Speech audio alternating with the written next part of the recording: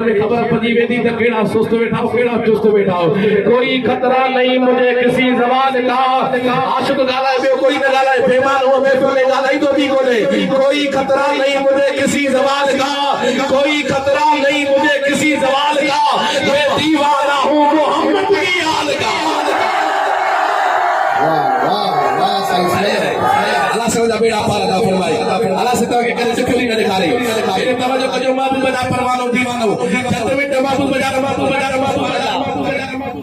कुर्बान हो जाओ मान हो जाओ। अरे हे शेर जो सो आवाम जिला, अरे हे शेर जो स्टेज वाला जिला है सो तो मुझे मेरा दोस्त केड़ा चुस्त बैठा केड़ा सुस्त बैठा हो, केड़ा नजर के हुआ केड़ा नजर के हुआ।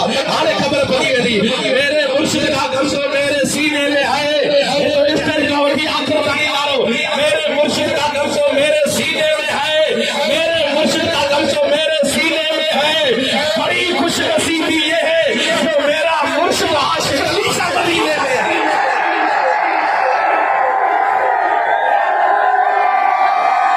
इसके द्वारा नवाज आयो जे जो मुर्शिद का प्यारा जेके मुर्शिद भागर साथों में गलाबे न गलाई, ये मुर्शिद जो दीदार देवा, ये मुर्शिद आशिक अली का चेहरे जो दीदार देवा, ताजे मुर्शिद के तस्वर में आ, ताजे मुर्शिद के तस्वर में आ, ताजे तस्वर में आ।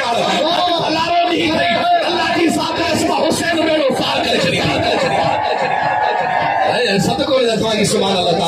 अल्लाह से दुआ करे दुखो नहीं दिखा रहे, अल्लाह से दुआ करे दुखो नहीं दिखा रहे। अल्लाह से वजह बच्चे पे अल्लाह से वजह बच्चे पे रहमत अता फरमाए।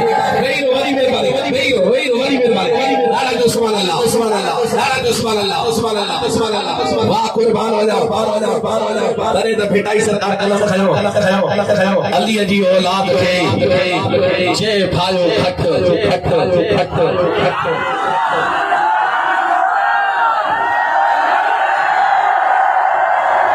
अली जी औलाद के जे भायो घट, अली जी औलाद के जे प्यार दिनो घट, दारू ते पलीत जू परवरदिगार तू घट खफो आई कफर अल्लाह तस्कीर लतीफ जो है।